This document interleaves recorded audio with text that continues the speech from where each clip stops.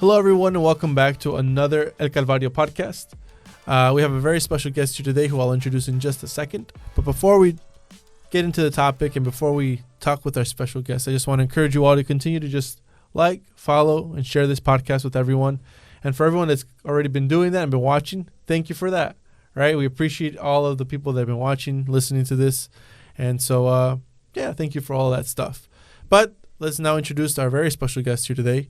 It is Sergio Vitanza, not junior, but the second. Yes. How are you? Doing well. Yeah, and you're here with us this weekend. You're accompanied, or you joined your father, right, yes, for our Explosión weekend that we had here at El Calvario. Overall, what was the experience like being here? Because I know you also helped us out with the music and stuff. Yeah.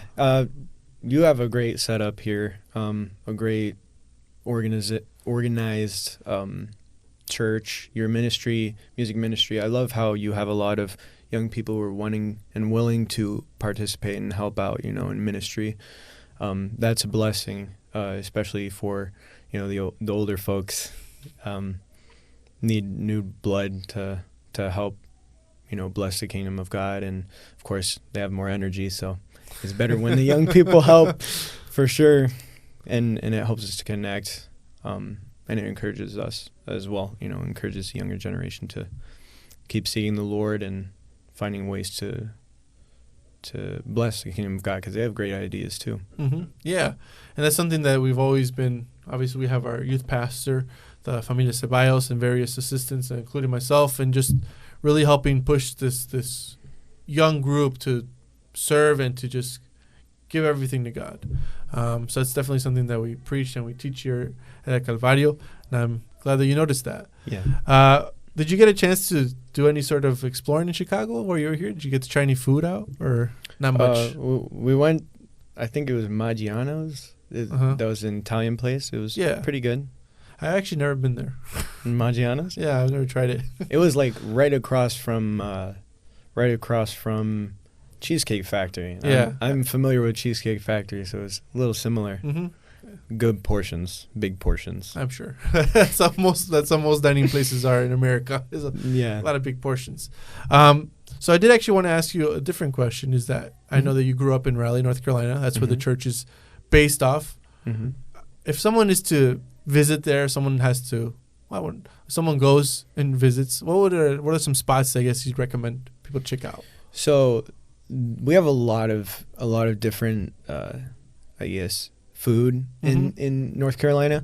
We have a lot of Hispanic food, a lot of Mexican places. They have great portion sizes too. But we also have Turkish places. Mm-hmm. Turkish is really good. And this is a little funny thing, but when I went over there, they thought I was Turkish. Oh, yeah? Yeah. I learned a couple of phrases. So I was just like saying hi and thank you, but it's funny. But yeah, Turkish places. We have a Mediterranean place called Neomond. I think that's in Cary, though, so it's not really exactly in the center, but it's close by, or at least it's less than a couple hours. It's not anything like that, but it's really good. We have Mediterranean, Hispanic, Indian food. Indian food's really good. But in Raleigh, in downtown Raleigh, we have a lot of ramen places, but it's really? Gourmet ramen. Okay. So I think we went to one ramen place, and it was across from another ramen place down the street, and we tried both different points in time, but it was good. They were both really good, and now I like ramen. Yeah, I like ramen now. So there's just a lot of variety of different types of foods there. Yeah, you have the option of a lot of things. That's great. Well, anyone that ever goes to Raleigh, get some recommendations. You can also just hit him up if you want to get specific spots. I'm pretty sure you got plenty of your favorite places to go to, right? I definitely have some friends who know a lot of places. Yeah. They go out. So then for sure, tons of food there.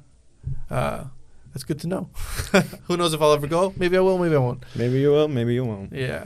So let's talk a little bit more just about you, I guess, if you want to say it like that. What was it like just growing up in church? I know that you have, obviously your father is the pastor there, but what was the experience like just growing up and just being in the church? It was interesting. We're in a point where I was growing up right after a baby boom. We had a couple of people that are really close to my age. But most of the people who were there at that time when I was growing up, between like 1 to 10, most of them didn't even speak English. And so they were doing a lot. It was hard to connect, I guess, because my dad was out during that time. He was out a lot because he was the national Spanish director. So he wasn't really at home as much as he would have liked, definitely. And so he never really taught us Spanish, I guess. We knew like the slang stuff and some small things, but we never really got into conversational, because most of the Hispanics would try to practice their English with us kids. So it would be trying to communicate, communicate with the Hispanic parents and then the young people as well. But now that we're older, of course it's smoothed out, and we have a lot of the Spanish speakers who couldn't speak English back then, now they know English pretty well. So we've now been able to have bilingual services and merge a lot of things together so that we can invite everyone, no matter if they speak Spanish or English. And so how exactly did you go to learning Spanish? Did you just go to school and learn from there, or was it like... Formally, yes. I went to school, took some classes, and I even surprised my dad on like some things that I retained from that, because I really valued that. I really needed that.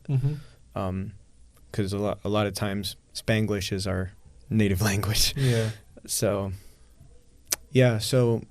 just learning that, kind of navigating between cultures, because definitely North Carolina, you have the Southerners and then you have the Hispanics, and so it's very different, I guess, portions of North Carolina that's had to update and kind of meld together, because I think the U.S. is pretty much a melting pot.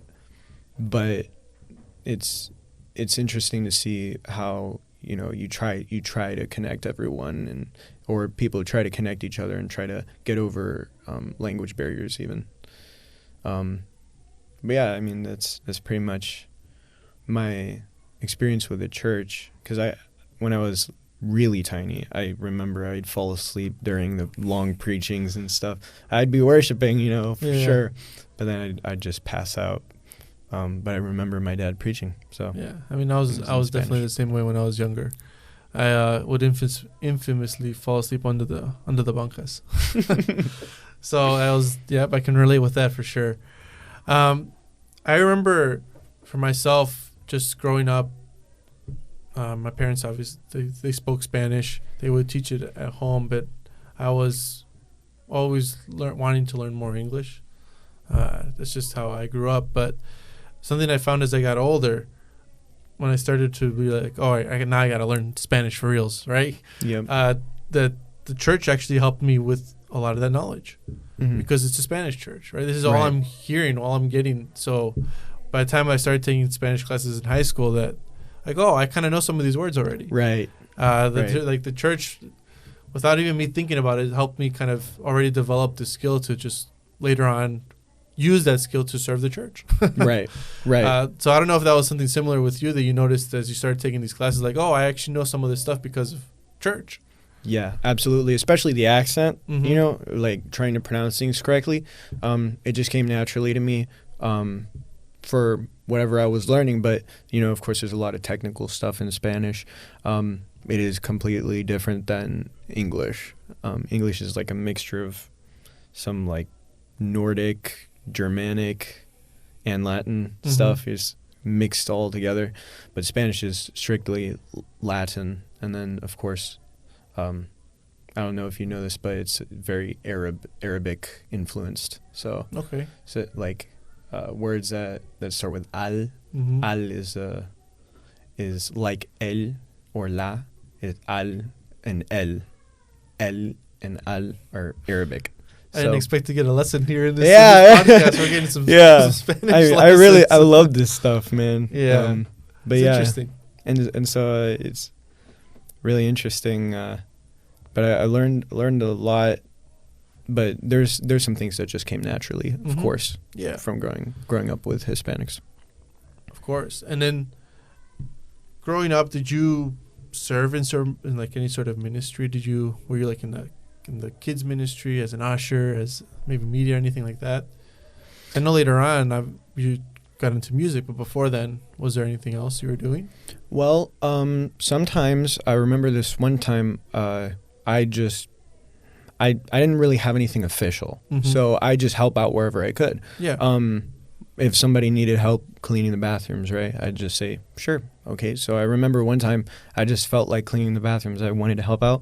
So I told the person, hey, are you supposed to be cleaning today? They said, yeah. I said, well, I can mop the bathroom if you want. And they said, okay, sure. And so I mopped the bathroom just because, it was, the opportunity was there, and I knew that they did it most of the time. So I just wanted to help them. Mm-hmm. But that's pretty much, I think it's a very PK situation, like pastor's kids situation, Mm-hmm. where you don't always have something specific that you have to do or want to do. You're just willing to help, because sometimes there isn't help, sometimes there is, but you just want to help out. And that's kind of more or less what happened with the music, Mhm. right? Yep. You want to talk a little bit about that, how you got into the music there? Yeah, so the music was started out with an interest. Of course, both my parents wanted to encourage me to learn music, so they allowed me to do lessons with piano and drums. Mm-hmm. And I had really great teachers. My piano teacher really encouraged me to do my own thing, not just stick to the notes on the page. She allowed me to get creative, and so that's really what helped me even transition into church music, because I had to teach myself. I had to learn just listening to the music, because it was hard, especially like with the merengue stuff or genres like cumbia. Mm-hmm. It's very different from like CCM. What is that? Contemporary Christian music. Mm-hmm. Very different. So I just kind of wet my feet, tried to learn as much as I can. I'm still trying to learn as much as I can in different things.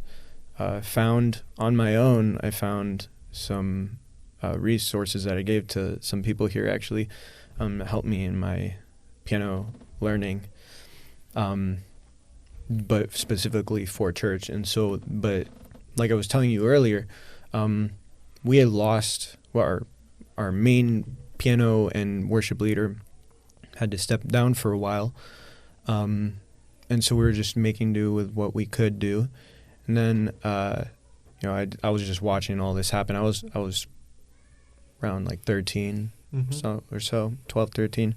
I didn't know the situation, of course, because my parents were pretty wise on what they allowed us to hear, because, that affects kids. Yeah. So they had to step down, and then we started losing our team because the drum player, she got pregnant, then she had to step down eventually because of that. So I was helping out with the congas. Mm-hmm. Then she got pregnant and she couldn't play the drums anymore, so I volunteered to help with the drums. Actually, I think someone asked me to play the drums. And then we lost our piano player. Our piano player, that was our only other piano player from the leader who had to step down. So we were out of a piano player, and that was more important. So the drum player was back, and they were trying to make do without a piano. Mm-hmm. And I saw that and I was like, oh no, like because I think we did it 1 week and I didn't like that it wasn't there. You know, it was just like something that Mm-hmm. it bothered me. So I walked up and I said, hey, I know this song that you're trying to practice. Can I try playing the piano? And I started off with 2 notes, really. But it was just to follow and help out with the music team. So they told me what to do. I did it. But that was my progression of getting into the piano and the music team itself. Then 2020 happened, and before this, I had no idea how to sing. So like I was not ready to sing. I was just like, I'm the piano player. I blend into the background, just like the drums too. Like I just want to blend in. And then COVID hit, and we had 3 churches that needed online services. They needed music for those, or at least we wanted it. My parents didn't make me. And so I said, okay, well, I'm already playing the piano, you know, I might as well add some background music. And we're still figuring all that out. And so we're doing that, and we eventually got up to the amount of 7 church service recordings a week. Wow. Because it was 3 church services, 3 churches, I mean, and we had 3 on Sunday and 4 during the week. Mm-hmm. And so I had to really quick learn all the old Spanish songs, the new English songs, the bilingual songs, and then you know, there was a need for singing. So I wasn't comfortable with just singing, you know, as is. So what I did was, whenever I would practice a song, I'd look at the lyrics and I'd play the melody on the piano because I could hear that, and then I tried to match my voice to the melody. And I had to teach myself how to sing that way. And so, you know, I slowly got better when I felt comfortable, you know, singing for church in front of people. I was like, okay, fine, I can do this. I'm willing to do this, so I'm gonna do it. And so I did it.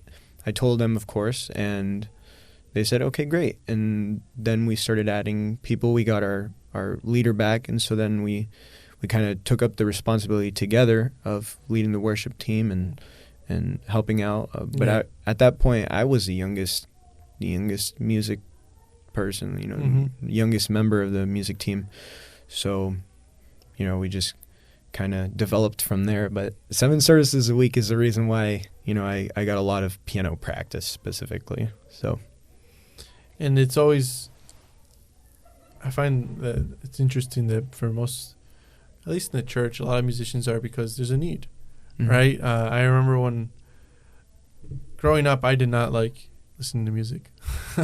I wasn't a big fan. My father was a musician, and so every few years he tried to say, like, oh, why don't we learn this instrument? Why don't we learn that? And I was like, no, I'm not interested. It wasn't until several years later, there was a talent show at the church, and then, you know, he wanted the whole family to play, so we did that. Then afterward, those pastor told me, like, hey, I saw you play guitar. I want you to play for the next youth service. Okay. Like, I don't just learn that one song. Like, I didn't know anything. I didn't even know if I wanted to keep doing this. I was like, okay, I'll do it, right? Because he's like, yeah, he wants me to do it. I'll do it. Whatever we got to do. So then I learned that, and then from there we started doing more services and more, and then eventually he's like, hey, we need a keyboardist too. Okay. So same thing. Like, now I got to learn this. Okay. But just that, I find it's always just being willing to say, okay, right? Like, then there's a need here. Let's do this. Let's find a way to make this work. I see that same, I guess, energy, spirit in you. It's just like, there's a need here, then we got to do something to fix this, right? Or we just got to just step in and do what we have to do. Even if we may not know everything, we'll learn. Yeah. I was going to ask you, like, is there something you wanted, like, any sort of advice you give to any young person out there who's maybe wanting to take the next step in their relationship with God, right, that maybe wants to serve more? Yeah. Like, is there any sort of advice, any sort of tips you'd give them, anything like that? Well, wow.